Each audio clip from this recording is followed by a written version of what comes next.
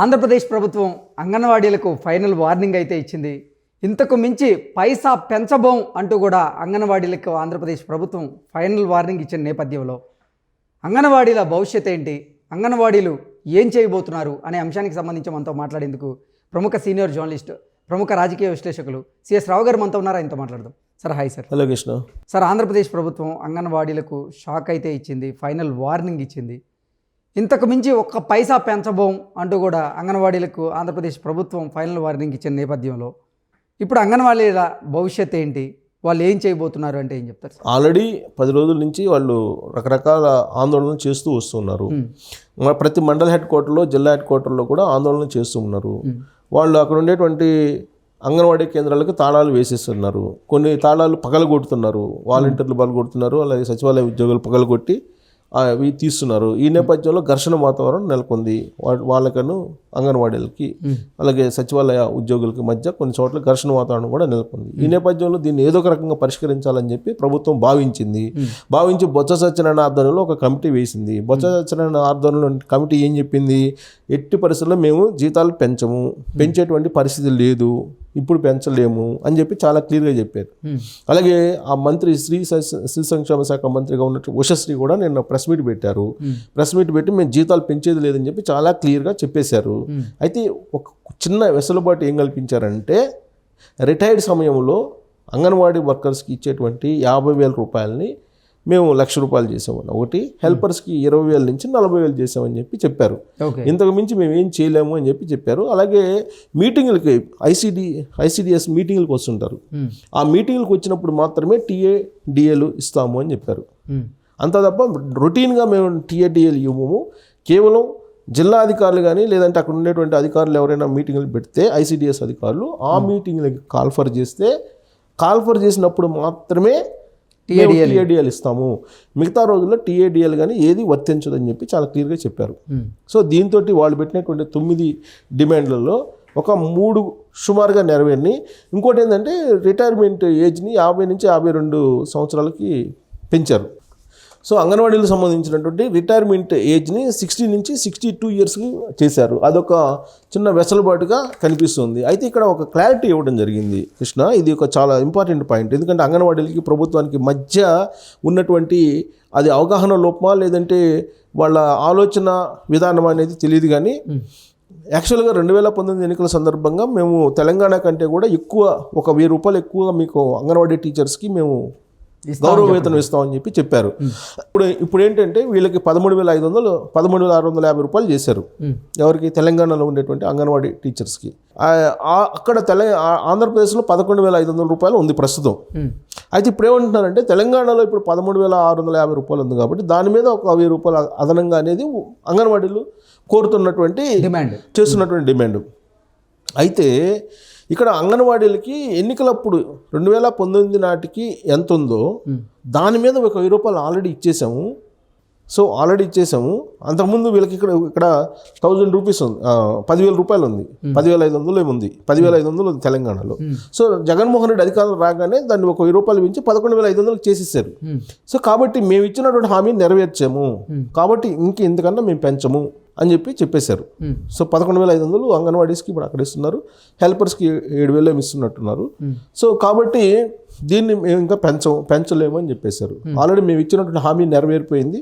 Telangana anganwadi teachers కన్నా ఒక 1,000 రూపాయలు ఎక్కువ ఇస్తామన్నా ఇచ్చేసాం, అయిపోయింది. సో ఇప్పుడు ఇంకా మేము పెంచం కూడా అని చెప్పారు. ఇప్పుడున్నటువంటి పరిస్థితుల్లో విపక్షాలు ఏవైతే వామపక్షాలు ఉన్నాయో ఆ వామపక్షాలు అయితే మద్దతు ఇస్తున్నాయి. ఎవరికి? అంగన్వాడీలకి, అంగన్వాడీ టీచర్స్కి కానీ హెల్పర్స్కి కానీ. కొన్ని లక్షల మంది వచ్చి రోడ్ల మీద ఉంటున్నారు. సుమారుగా 50,000 అంగన్వాడీలు ఉంటే ఆంధ్రప్రదేశ్లో 1,00,000 పైసలకు అంగన్వాడీలు కానీ హెల్పర్లు కానీ ఉన్నారు. సార్, ఇక్కడ ఒకటి ఏంటంటే సార్, అసలు 2019లో జగన్మోహన్ రెడ్డి ట్రాప్లో అంగన్వాడీలు పడ్డారా, లేకపోతే అంగన్వాడీలే ఇప్పుడు జగన్మోహన్ రెడ్డిని డిమాండ్ చేస్తున్నారా అంటే ఏం చెప్తారు? సో ట్రాప్ అని కాదు, కానీ జగన్మోహన్ రెడ్డి చెప్పినటువంటి హామీలు, లేదంటే ఆయన ఇంతకుముందు ఎప్పుడు ముఖ్యమంత్రిగా చేయలేదు, ఆయన అధికారంలోకి వస్తే చంద్రబాబు నాయుడు కన్నా అద్భుతంగా ఏమన్నా చేస్తారేమో అనేటువంటి ఒక నమ్మారు. ఎందుకనంటే అది సినిమాటిక్గా ప్రచారం చేశాడు జగన్మోహన్ రెడ్డి. దానికి ఆద్యుడు ఎవరు? ప్రశాంత్ కిషోర్ పీకే చెప్పినటువంటి డైలాగులు ఎలా ఉండి, జగన్మోహన్ రెడ్డి ఉద్యోగులకి ఏం చెప్పాడు, అన్న అధికారంలోకి వచ్చిన మన ప్రభుత్వం అధికారంలోకి వచ్చిందా 10 రోజుల్లో సిపిఎస్ రద్దు చేద్దాం అన్న, అదేమన్నా అది పెద్ద ఇష్యూ కాదు అన్నాడు. మద్య నిషేధం చేసేస్తామన్నారు, ప్రత్యేక హోదా తెచ్చేస్తామన్నారు, ఏది కావాలంటే అది ప్రజలకి హామీ ఇచ్చేశారు జగన్మోహన్ రెడ్డి. నాకు తెలిసినంత వరకు ఆ నవరత్నాలు తప్ప మిగిలినటువంటి హామీలు ఏది కూడా అమలు చేయాల. అమలు చేయకపోగా ఆయన చెప్పనివన్నీ చాలా చేశారు. కరెంట్ ఛార్జీలు పెంచేశారు. అప్పట్లో పెద్ద డైలాగ్ ఏంటంటే భారతదేశంలో ఏ రాష్ట్రంలో లేనంత విధంగా పెట్రోల్ డీజిల్ ధరలు ఉన్నాయని చెప్పి ప్రతి క్యాంపెయిన్లో చేశారు. ఆయన ప్రతి వేదిక మీద ప్రచారం చేశారు. కానీ ఇప్పుడు ఆయన వచ్చిన తర్వాత పెట్రోల్ డీజిల్ రేట్లు మిగతా రాష్ట్రాల కన్నా కూడా హైయెస్ట్ ఉంది. అంటే ఆయన చెప్పని చాలా చేశారు. ఇంకా ఇలాంటి పెంచడాలు అన్ని ధరలు పెంచడాలు. ఇప్పుడు ద్రవ్యోల్బణం కూడా ఎక్కువగా ఉంది అక్కడ ఆంధ్రప్రదేశ్లో. సో కాబట్టి జగన్మోహన్ రెడ్డి చెప్పిన మాటకి అంగన్వాడీలు మోసపోయారా, లేదంటే అంగన్వాడీలు జగన్మోహన్ చేశాడా అనే దానికన్నా కూడా ఆ ఉద్యోగులు నమ్మారు, అంగన్వాడీలు నమ్మారు జగన్మోహన్ రెడ్డి, రైతులు నమ్మారు, యూత్ నమ్మారు, విద్యార్థులు నమ్మారు, అందరూ నమ్మారు. అందరూ 151 వచ్చింది, లేకపోతే 151 రావు కదా.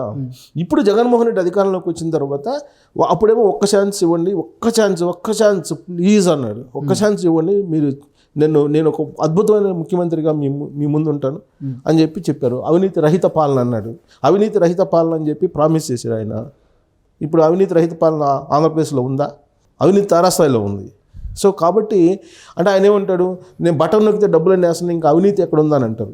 ఆ నవరత్నాలకు సంబంధించి అమ్మఒడో లేకపోతే విద్యాదేవుని ఈ కాదు కదా, మిగతా స్కీముల్లో జరుగుతున్నటువంటి అవినీతి ఏంటి, అవన్నీ చూడాలి కదా.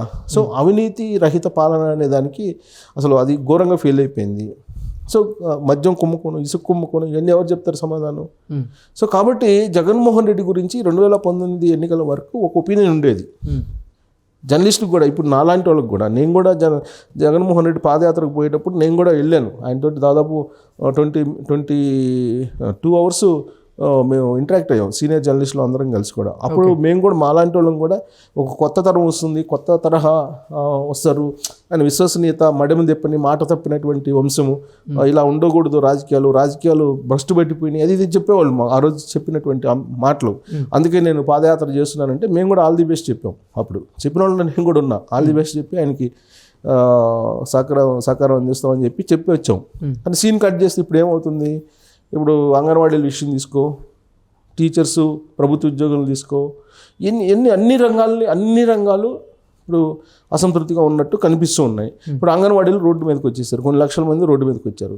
వాళ్ళకి ఏం సమాధానం చెప్తారు? మరి ఇప్పుడు సమాధానం చెప్పాలి కదా.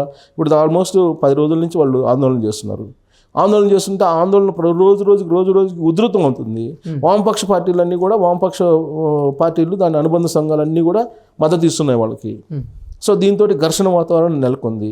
గతంలో కూడా అంగన్వాడీలకు సంబంధించి ఉమ్మడి ఆంధ్రప్రదేశ్లో కూడా ఇలానే అంగన్వాడీలకు సంబంధించిన ఉద్యమం ఉవ్వెత్తుని తీసింది.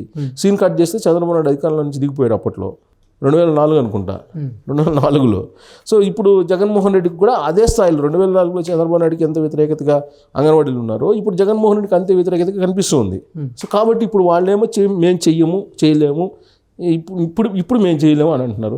బహుశా నేను అనుకోవటం ఇంకా ఎలక్షన్లో నెక్స్ట్ మళ్ళీ నన్ను గెలిపించండి, ఇంకొక 1000 రూపాయలు పెంచుతారని చెప్పి ఏదన్నా హామీ ఇవ్వడానికి ఇప్పుడు మేము చేయము అంటున్నారు. కాబట్టి ఇంకా అంగన్వాడీలు వాళ్ళ ఇష్టం, అది నమ్ముతారా జగన్మోహన్ రెడ్డి నమ్మరా అనేది వాళ్ళ ఇష్టం. కాబట్టి ఇప్పుడున్నటువంటి సిచ్యువేషన్లో మాత్రం వాళ్ళు ధర్నాలు చేయటం, ఆందోళన చేయటం అనేది ఉద్రిక్త పరిస్థితులకు దారితీసేటువంటి పరిస్థితులు అయితే కనపడతాయి.